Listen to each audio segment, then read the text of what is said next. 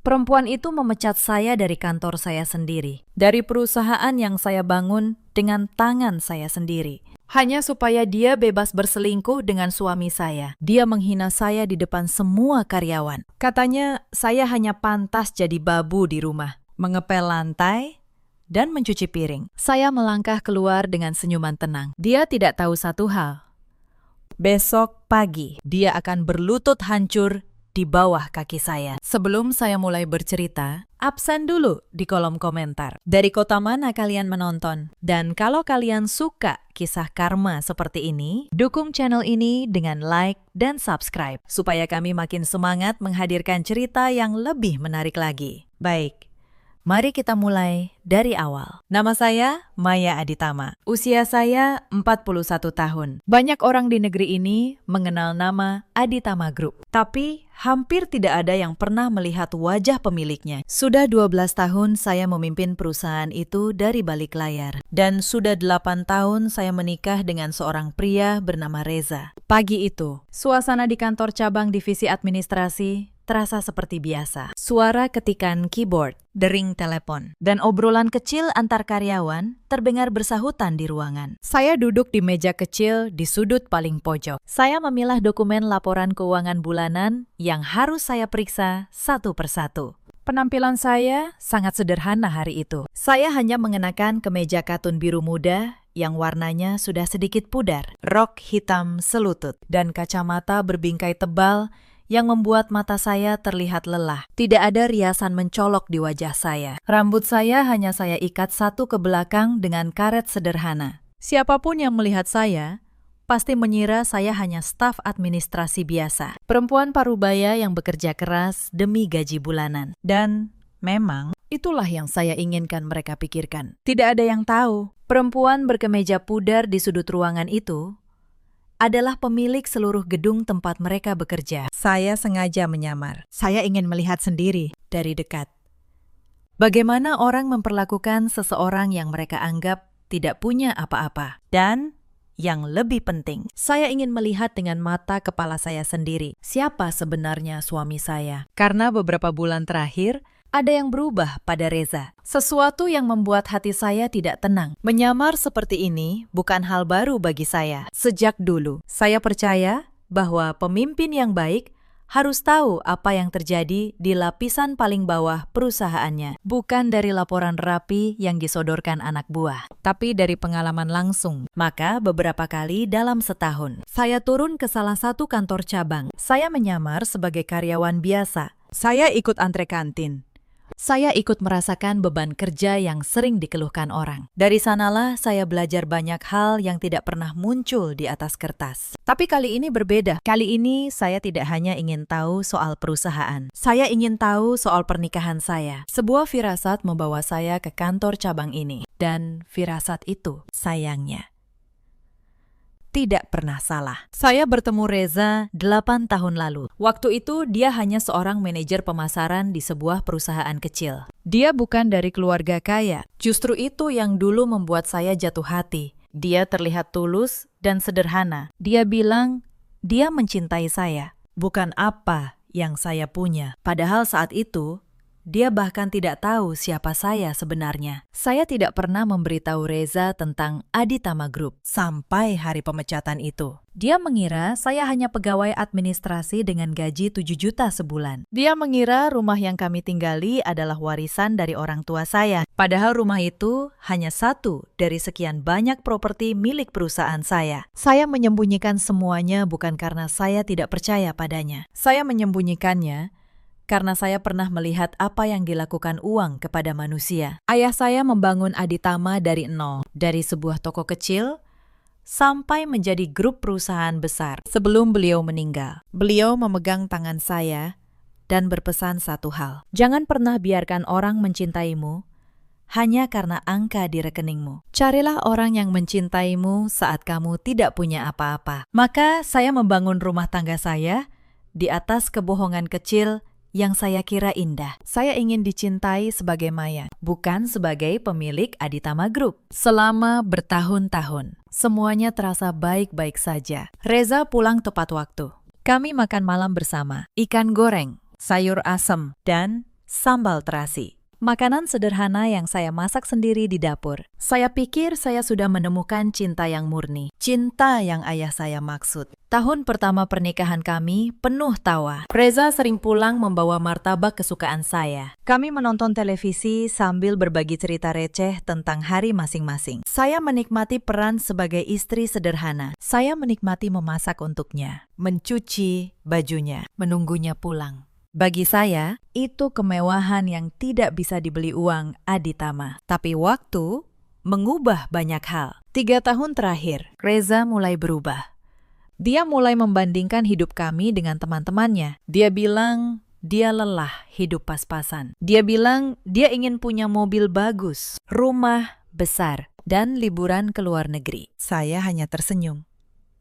Andai dia tahu, saya bisa membelikannya semua itu dalam sekejap. Tapi saya diam. Saya ingin tahu sampai mana ambisinya akan membawanya. Sampai 6 bulan lalu. Seorang perempuan baru masuk ke perusahaan tempat saya menyamar. Dan sejak saat itu, hidup saya berubah selamanya. Namanya Sabrina. Usianya mungkin 28 tahun. Dia masuk sebagai manajer hubungan klien. Cantik, percaya diri, dan pandai sekali membaca situasi. Sejak hari pertama, saya merasakan ada yang tidak beres dengan caranya menatap orang. Sabrina tahu betul cara memilih siapa yang patut dia hormati dan siapa yang patut dia injak. Pada atasan, dia manis seperti gula. Senyumnya selalu mengembang. Suaranya selalu lembut. Tapi pada karyawan rendahan seperti yang dia kira tentang saya, dia dingin dan meremehkan. Hari ketiga dia bekerja. Dia sengaja menumpahkan kopi di meja saya. Itu bukan tidak sengaja. Dia melakukannya sambil tersenyum, lalu berkata pelan, "Bersihkan." "Bu, itu memang tugas orang seperti kamu, kan?" Saya hanya mengangguk.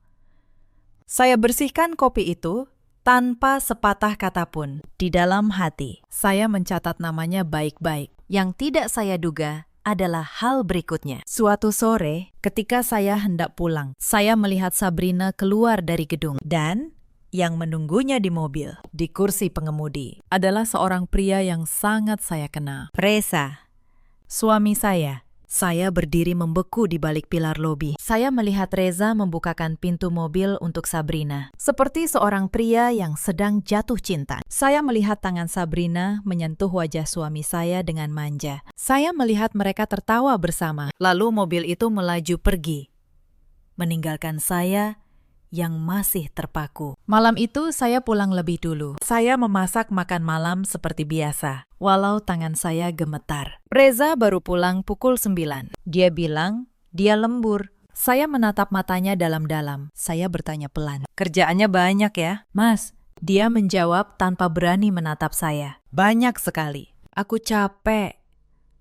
Lalu dia langsung masuk kamar tanpa menyentuh makanan. Saya tetap duduk sendirian di meja makan. Ikan goreng yang saya masak sudah dingin dan kaku. Untuk pertama kalinya dalam 8 tahun. Saya merasa rumah saya sendiri terasa asing dan dingin. Tapi saya tidak menangis. Air mata adalah kemewahan untuk orang yang menyerah. Dan saya belum menyerah. Malam itu, saya berbaring di sisi tempat tidur, menatap punggung Reza yang sudah terlelap. Saya mencoba mengingat kapan terakhir kali dia memeluk saya dengan tulus. Saya tidak bisa mengingatnya. Cinta itu ternyata sudah lama pergi, jauh sebelum perempuan bernama Sabrina datang. Sabrina hanya membuka pintu yang sebenarnya sudah retak. Saya memejamkan mata. Dalam diam, saya membuat keputusan. Saya tidak akan menjadi korban. Saya akan menjadi orang yang menentukan akhir cerita ini. Saya tidak langsung marah. Marah adalah reaksi orang yang tidak punya rencana. Dan saya selalu punya rencana. Keesokan harinya, saya memanggil 2 orang kepercayaan saya. Pak Anto, sopir pribadi yang sudah bekerja pada keluarga saya selama 10 tahun. Dan Bu Laras, kepala bagian audit internal Aditama Group. Tangan kanan saya yang paling saya percaya. Hanya 2 orang itu yang tahu wajah asli saya di lingkungan kerja. Saya minta Bu Laras menyelidiki Sabrina secara diam-diam. Latar belakangnya, riwayat kerjanya, dan dari mana sebenarnya dia datang. Saya juga minta dia memeriksa satu hal lagi. Rekening bersama yang saya buka atas nama saya dan Reza beberapa tahun lalu. Rekening yang setiap bulan saya isi dari gaji palsu saya sebagai staf administrasi. Bu Laras, kata saya ingin semuanya tercatat. Setiap rupiah, setiap dokumen, setiap pertemuan. Saya tidak mau bertindak berdasarkan emosi. Saya mau bertindak berdasarkan bukti. Bu Laras mengangguk mantap. Serahkan pada saya, Bu. Tidak akan ada yang terlewat. 3 hari kemudian, Bu Laras datang ke ruangan rahasia saya dengan map tebal di tangannya. Wajahnya serius. Dia berkata pelan, Bu Maya, sebaiknya Ibu duduk dulu sebelum membaca ini. Isinya tidak ringan. Saya membuka map itu. Halaman pertama saja sudah membuat dada saya terasa dingin. Sabrina ternyata bukan baru mengenal Reza 6 bulan lalu. Mereka sudah saling kenal sejak 2 tahun yang lalu. Bahkan, Sabrina sengaja melamar masuk ke perusahaan tempat saya menyamar. Tapi bukan karena dia tahu saya pemiliknya. Dia sama sekali tidak tahu soal itu. Dia masuk karena Reza yang menyuruhnya. Reza ingin Sabrina dekat dengan dunianya. Dengan tempat dia merasa nyaman, tanpa saya curiga sedikit pun. Halaman kedua jauh lebih menyakitkan. Rekening bersama kami sudah hampir terkuras. Reza diam-diam menarik uang dari sana selama berbulan-bulan. Total yang dia ambil sudah mencapai 500 juta rupiah. Untuk apa? Untuk menyewa sebuah apartemen mewah di kawasan Kemang. Apartemen yang dia tinggali bersama Sabrina di malam-malam yang dia sebut sebagai lembur. Tapi yang membuat tangan saya benar-benar gemetar adalah halaman terakhir. Reza telah diam-diam menemui seorang notaris. Dia sedang menyiapkan surat gugatan. Surat yang isinya, dia akan menggugat cerai saya. Dan dalam gugatan itu, dia menuntut setengah dari rumah yang kami tinggali. Rumah yang dia kira warisan keluarga saya. Dia tidak tahu rumah itu milik Aditama Group. Dia pikir dia akan keluar dari pernikahan ini dengan membawa harta yang banyak. Padahal, dia akan keluar dengan tangan kosong. Saya menutup map itu pelan-pelan. Saya menarik napas panjang. Lalu, saya tersenyum. Bukan senyum bahagia, tapi senyum seseorang yang baru saja menemukan seluruh kartu di tangan lawannya. Permainan ini, mau tidak mau, akan saya menangkan. Minggu berikutnya, situasi di kantor cabang mulai berubah. Sabrina makin berani. Dia tahu ada Reza di belakangnya, walaupun dia sendiri belum sadar seberapa besar kekuatan yang sedang dia mainkan dengan ceroboh. Suatu pagi, Sabrina mengumpulkan beberapa karyawan di ruang rapat kecil. Dia berdiri di depan seperti seorang ratu, matanya menyapu ruangan.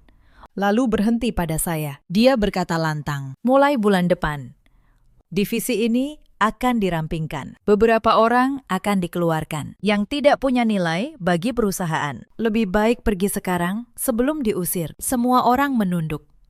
Tidak ada yang berani membela. Saya hanya diam dan mencatat tanggal itu di kepala saya. Itu insiden pertama yang saya simpan. Hari-hari berikutnya, Sabrina sengaja membuat hidup saya sulit. Dia menumpuk pekerjaan di meja saya sampai menggunung. Dia menyuruh saya membuat laporan tengah malam, lalu paginya membuangnya ke tempat sampah tanpa dibaca sama sekali. Itu insiden kedua. Suatu hari, dia menyuruh saya mengantarkan kopi ke ruangannya. Saat saya datang, dia sengaja menyenggol cangkir itu hingga tumpah ke dokumen di mejanya. Lalu, dia membentak saya di depan banyak orang. Dasar ceroboh. Kopi saja tidak becus mengantar. Pantas saja hidupmu begini-begini saja. Saya membersihkannya tanpa membalas. Itu insiden ketiga. Pernah juga dia memanggil saya ke ruangannya, lalu menyodorkan sepatunya yang kotor. Dia berkata sambil tertawa, bersihkan ini. Anggap saja latihan, supaya kamu makin pandai jadi pembantu nanti.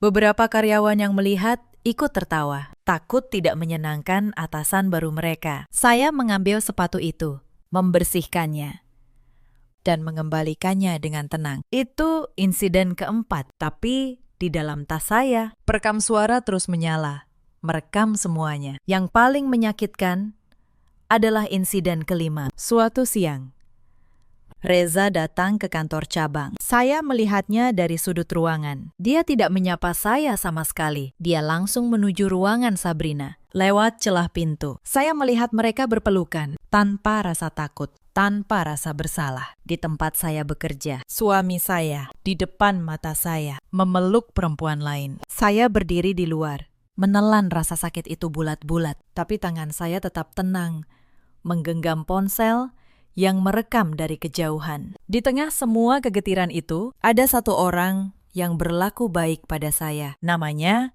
Mbak Asih. Petugas kebersihan yang sudah lama bekerja di kantor cabang itu. Usianya lebih tua dari saya. Setiap kali saya dimarahi Sabrina, Mbak Asih diam-diam membawakan saya teh hangat. Dia berbisik, "Sabar ya, Bu. Orang sombong itu tidak pernah bertahan lama. Tuhan tidak pernah tidur. Dia tidak tahu siapa saya sebenarnya. Dia baik bukan karena mengharap apa-apa. Dia baik karena memang hatinya baik. Saya menyimpan namanya juga. Tapi bukan di daftar yang sama dengan Sabrina. Saya menyimpannya di daftar orang yang kelak akan saya balas dengan kebaikan." Insiden ke-6 terjadi seminggu kemudian. Sabrina mengadakan acara makan siang bersama untuk seluruh divisi. Dibiayai dari kas perusahaan. Tentu saja. Tapi saya tidak diundang. Saat semua karyawan pergi, dia sengaja menyuruh saya tinggal untuk menjaga kantor sendirian. "Kamu jaga di sini saja," katanya.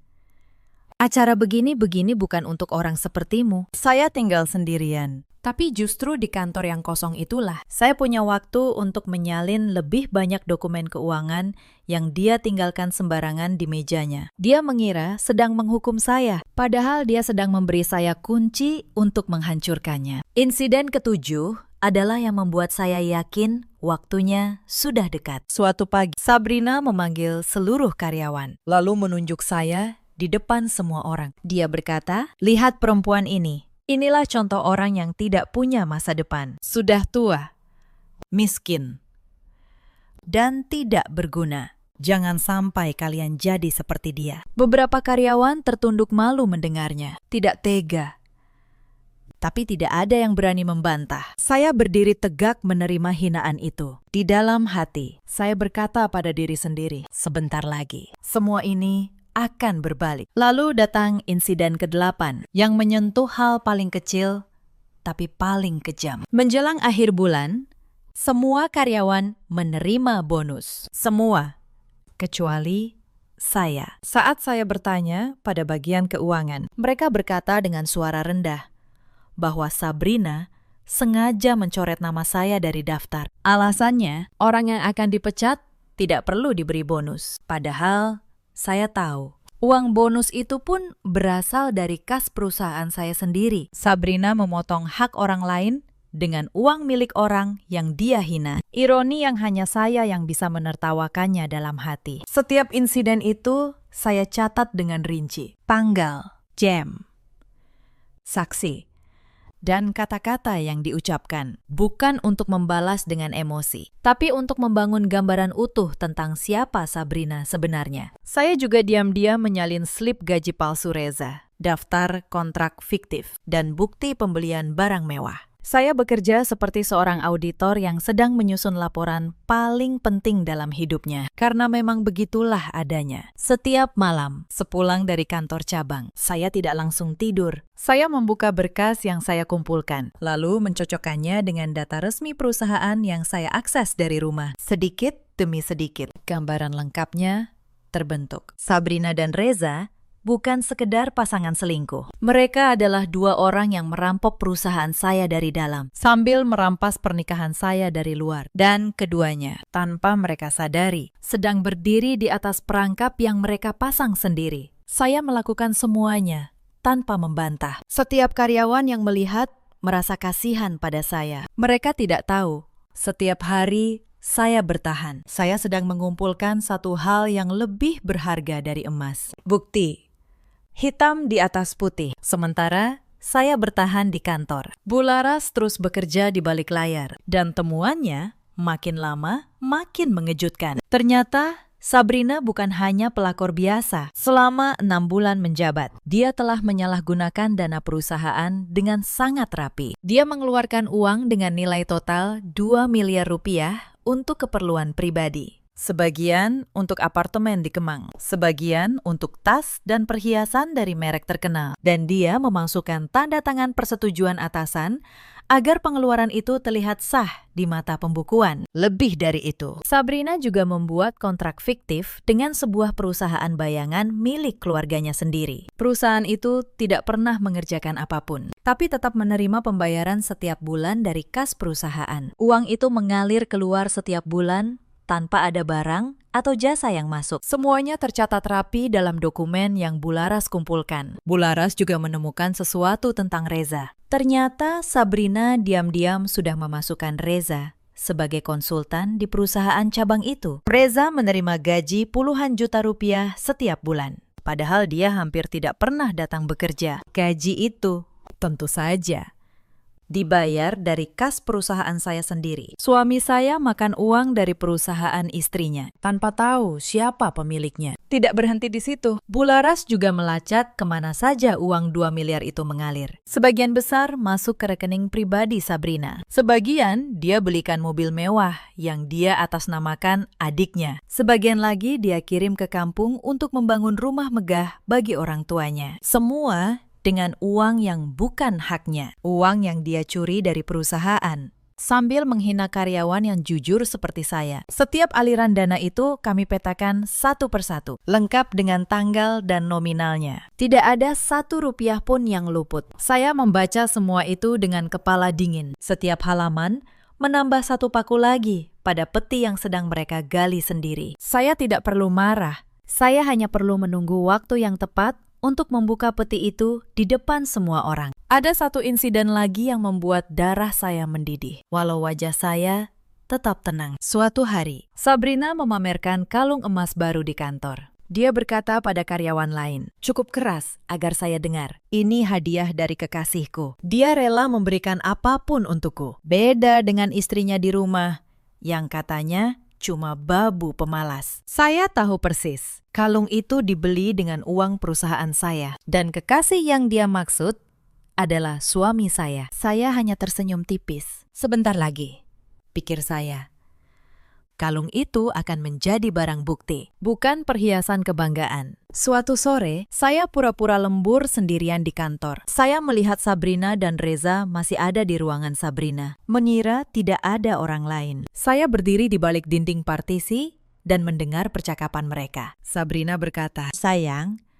kapan kamu ceraikan perempuan kampungan itu? Aku sudah lelah pura-pura." Reza menjawab, "Sebentar lagi, aku sudah siapkan surat gugatannya. Begitu cerai, aku dapat setengah rumahnya. Kita jual, lalu kita pakai untuk hidup mewah berdua." Sabrina tertawa. Pintar. Perempuan bodoh itu tidak akan tahu apa-apa sampai semuanya terlambat. Saya berdiri diam di balik dinding. Saya merekam setiap kata. Perempuan bodoh, kata mereka.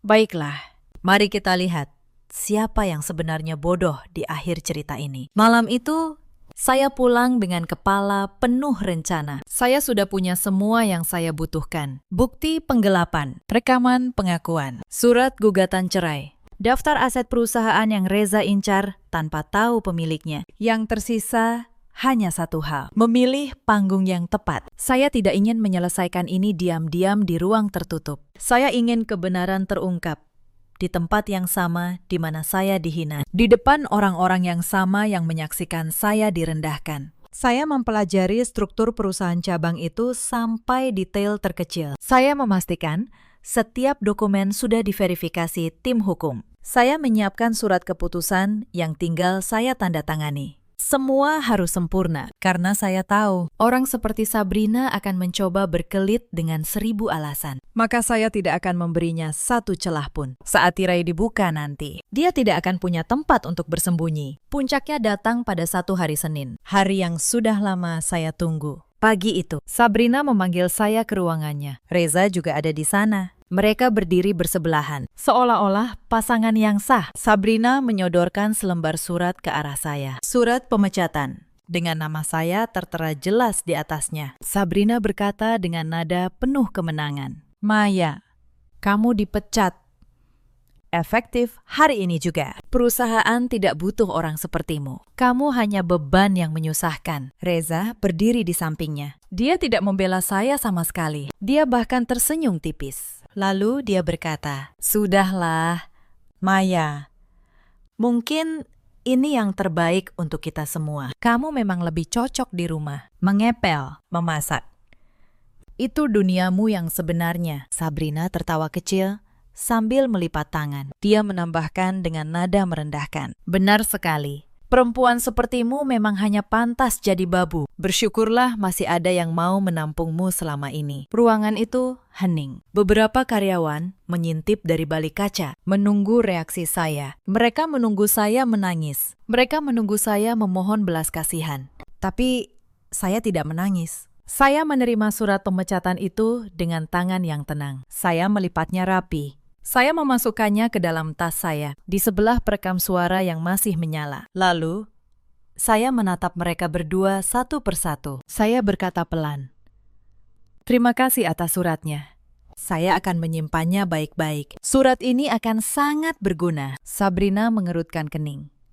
Bingung dengan ketenangan saya yang aneh. Reza tampak gelisah, seolah merasakan ada yang tidak beres. Saya berbalik. Saya melangkah keluar dari ruangan itu dengan kepala tegak. Saya melewati karyawan yang menunduk kasihan pada saya. Saya tersenyum pada mereka, karena mereka tidak tahu. Ini bukan akhir dari saya. Ini justru awal dari akhir bagi dua orang itu. Saya turun ke lobi bawah tanah gedung. Di sana, sebuah mobil hitam mengkilap sudah menunggu. Pak Anto, sopir saya yang sudah bekerja selama 10 tahun, segera turun dan membukakan pintu penumpang belakang sambil membungkuk hormat. Dia berkata dengan senyum tulus di wajah keriputnya, "Selamat pagi, Nyonya. Sangat melegakan akhirnya melihat Anda kembali." Pak Anto adalah salah satu dari sedikit orang yang tahu betapa tersiksanya saya memainkan peran sebagai perempuan rendahan yang harus menaiki angkutan umum setiap hari, yang harus menelan setiap hinaan. Saya menjawab dengan nada ringan, "Selamat pagi, Pak Anto. Ayo kita pergi ke kantor pusat sekarang. Sudah waktunya Ratu kembali ke istananya." Mobil melesat membelah jalanan kota yang mulai padat.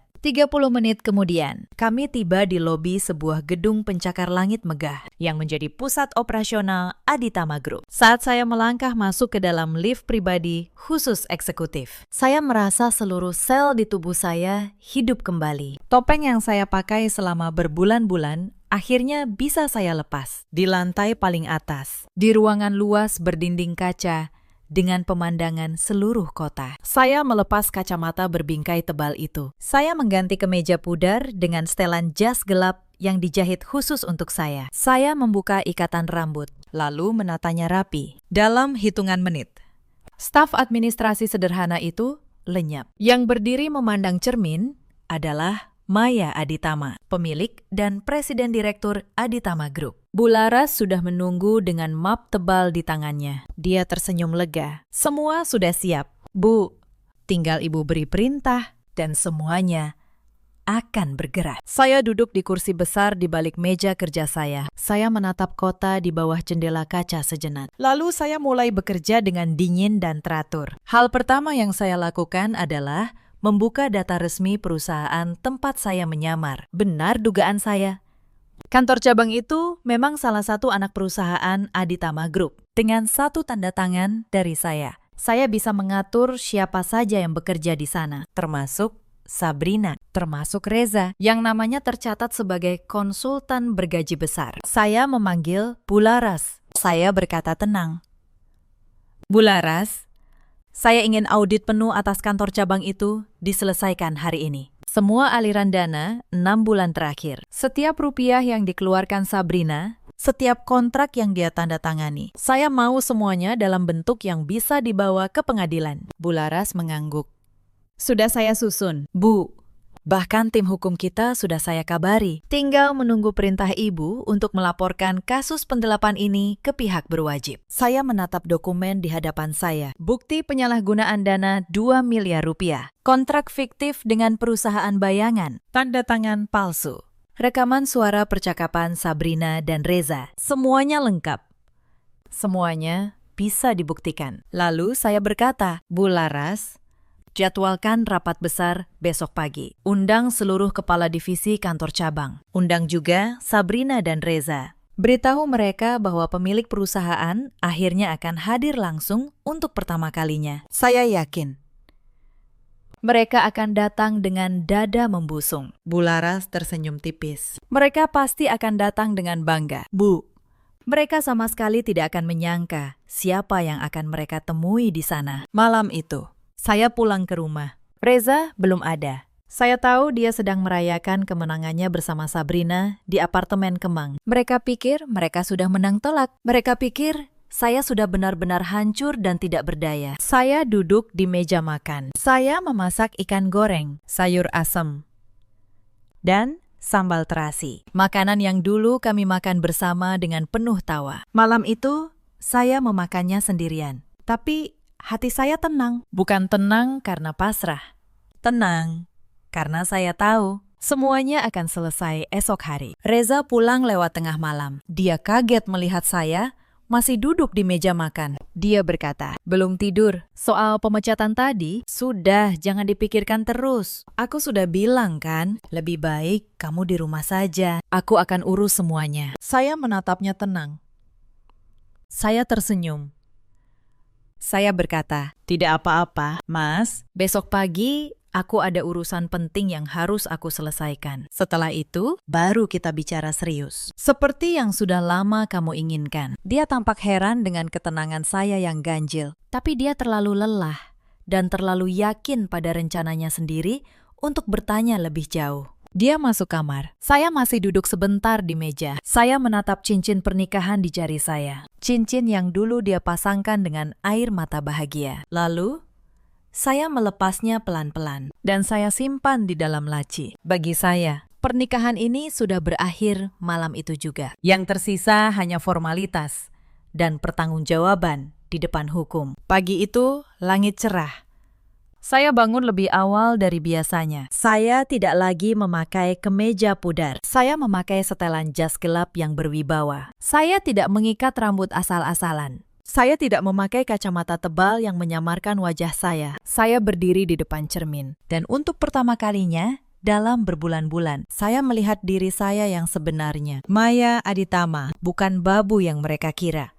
Reza masih tidur lelap saat saya pergi. Pak Anto sudah menunggu di depan rumah dengan mobil hitam. Kami berangkat menuju kantor cabang, tempat di mana kemarin saya dipecat dan dihina di depan banyak orang. Sesampainya di sana, suasana ruang rapat besar sudah ramai. Seluruh kepala divisi hadir dengan rapi. Sabrina sudah duduk di barisan depan, mengenakan gaun mahal dan senyum penuh percaya diri. Di sampingnya, Reza duduk dengan setelan necis, tampak yakin akan masa depannya. Mereka berdua terlihat sangat bangga. Mereka berbisik-bisik, menebak-nebak siapa pemilik perusahaan misterius yang katanya akan datang. Saya berdiri sejenak di luar pintu. Saya bisa mendengar suara Sabrina berkata pada Reza, "Aku dengar pemiliknya orang yang sangat berkuasa dan kaya raya. Kalau aku bisa mengambil hatinya, posisiku di sini akan makin aman. Dan kamu, sayang, pasti akan jadi orang penting." Reza tertawa pelan. Tentu, kita berdua akan menguasai tempat ini bersama-sama. Saya menarik napas dalam-dalam. Lalu saya membuka pintu ruang rapat itu. Ketika saya melangkah masuk,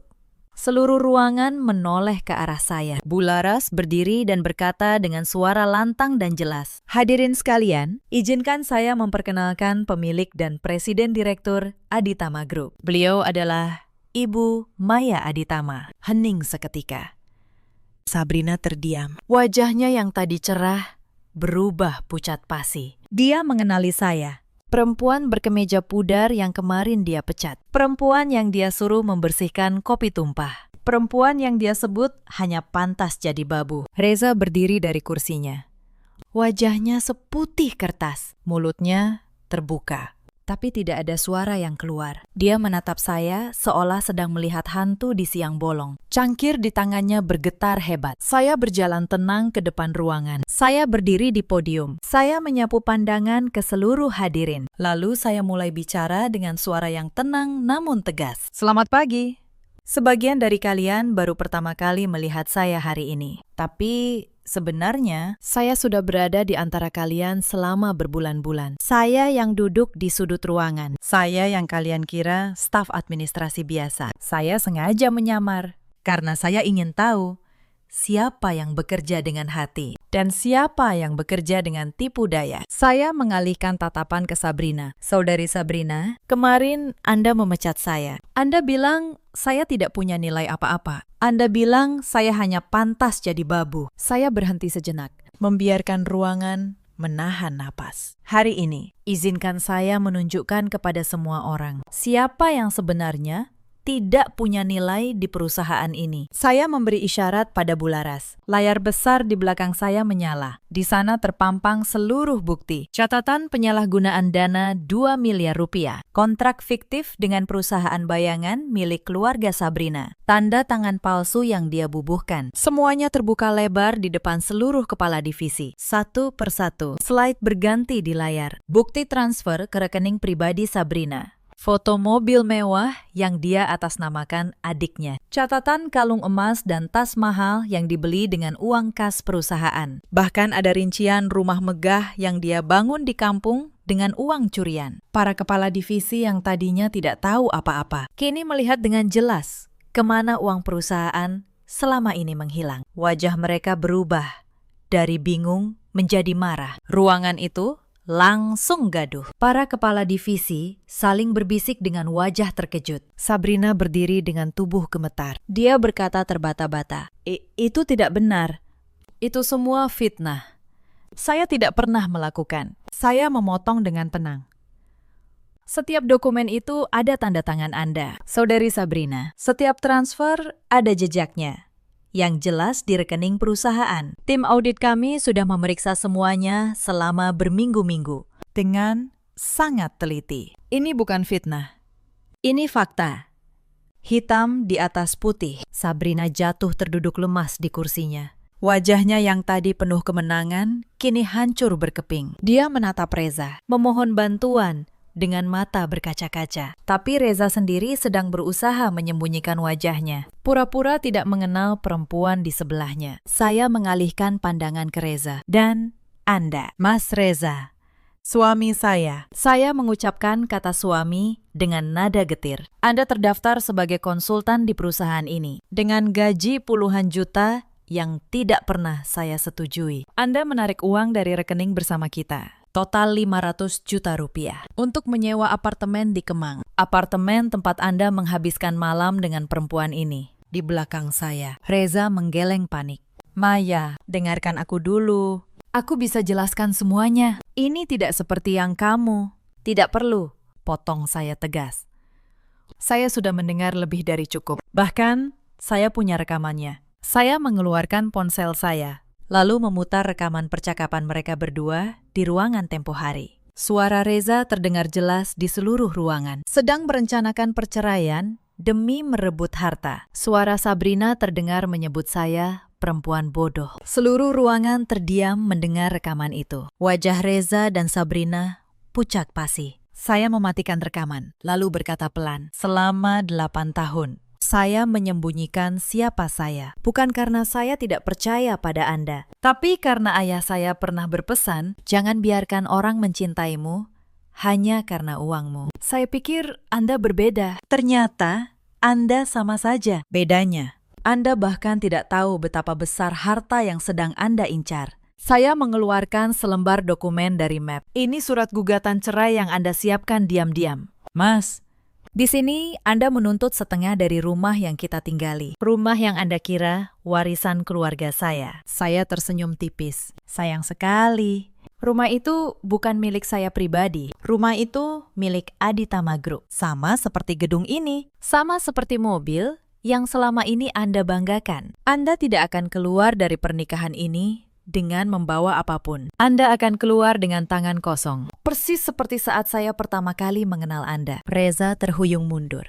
Lalu, dia jatuh berlutut di lantai ruang rapat. Di depan semua orang. Di depan seluruh karyawan yang kemarin melihatnya tersenyum saat saya dipecat. Dia berkata dengan suara pecah, "Maya, maafkan aku. Aku hilaf. Aku salah besar. Jangan lakukan ini padaku. Kita bisa mulai lagi dari awal. Aku mohon.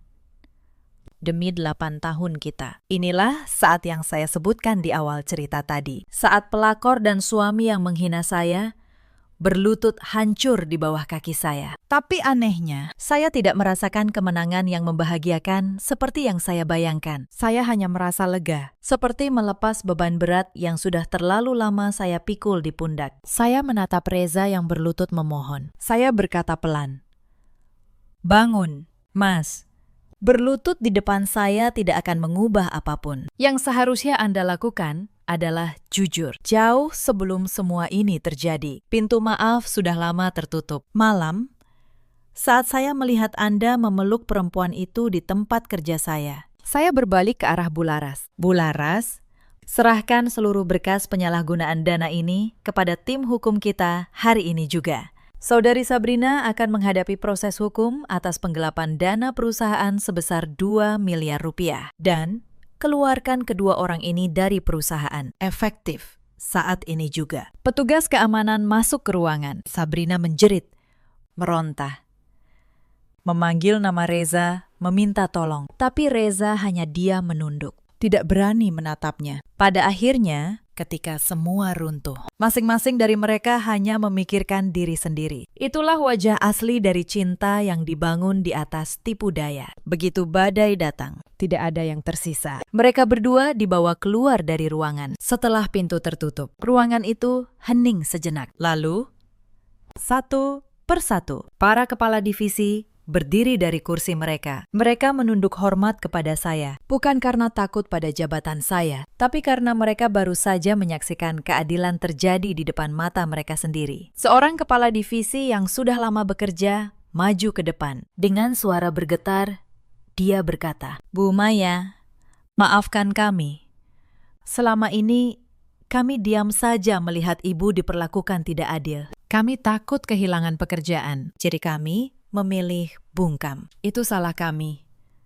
Saya menatapnya. Saya berkata pelan. Saya mengerti rasa takut itu. Tapi mulai hari ini, perusahaan ini akan jadi tempat di mana orang baik tidak perlu takut untuk berbuat benar. Itu janji saya. Beberapa karyawan mengusap air mata. Bukan air mata sedih, tapi air mata lega. Beban yang selama ini menekan ruangan itu akhirnya terangkat. Saya berjalan keluar dari ruang rapat dengan tenang. Di lorong, Mbak Asi, sang petugas kebersihan, berdiri menatap saya dengan mata berkaca-kaca. Dia masih belum sepenuhnya percaya. Saya menghampirinya, menggenggam tangannya, dan berkata, "Terima kasih untuk semua teh hangatnya, Mbak."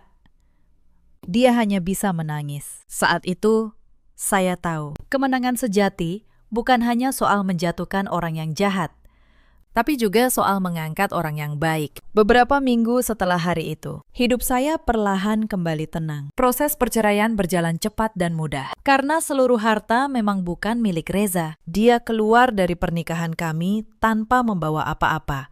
Persis seperti yang saya katakan di ruang rapat. Dia kehilangan pekerjaan palsunya. Dia kehilangan apartemen mewahnya. Dan dia kehilangan perempuan yang dia pilih di atas saya. Sabrina menghadapi proses hukum atas penggelapan dana 2 miliar rupiah. Perusahaan bayangan miliknya dibekukan oleh pihak berwajib. Mobil mewah yang dia atasnamakan adiknya disita sebagai barang bukti. Rumah megah di kampung yang dia bangun dengan uang curian pun terancam diambil negara. Karir yang dia bangun dengan tipu daya selama bertahun-tahun runtuh hanya dalam waktu semalam. Kabar terakhir yang saya dengar, dia dan Reza saling menyalahkan satu sama lain, lalu berpisah dalam kebencian. Cinta yang dibangun untuk merusak rumah tangga orang lain ternyata tidak punya pondasi sama sekali. Saya sendiri kembali memimpin Aditama Group secara terbuka. Saya tidak lagi menyamar. Saya tidak lagi menyembunyikan siapa saya dari dunia. Para karyawan di kantor cabang yang dulu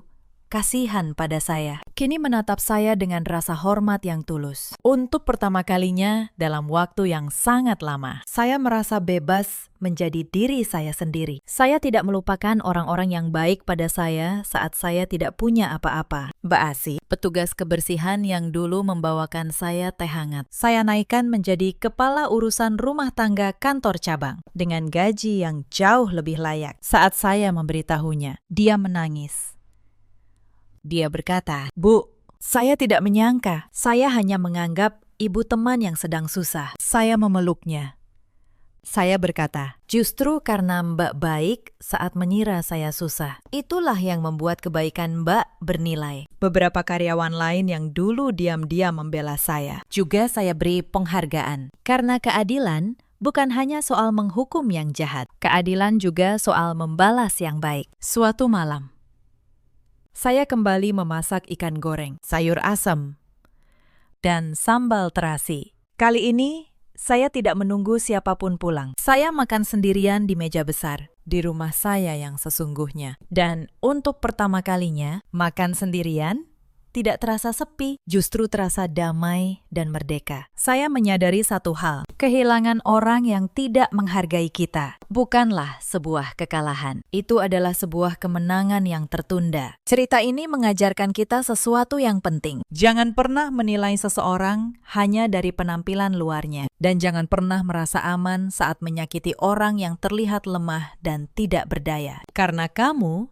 tidak pernah benar-benar tahu siapa sebenarnya orang yang sedang kamu injak-injak. Ada banyak perempuan di luar sana yang seperti saya dulu. Perempuan yang menyembunyikan kekuatannya, yang memilih diam dan bersabar. Sampai orang-orang mengira mereka tidak punya apa-apa. Padahal, di balik sikap tenang itu, tersimpan ketegasan yang sedang menunggu waktu yang tepat untuk muncul. Ada juga banyak suami di luar sana seperti Reza. Suami yang menukar kesetiaan dengan kesenangan sesaat. Yang merasa rumput tetangga selalu lebih hijau. Sampai mereka kehilangan taman indah yang sudah lama mereka miliki sendiri. Ada pula perempuan-perempuan seperti Sabrina di luar sana. Yang mengira kecantikan dan tipu daya bisa membeli segalanya di dunia ini. Sampai mereka sadar, terlambat, bahwa semua yang dibangun di atas kebohongan pasti akan runtuh pada waktunya. Karena kebohongan, sebesar apapun,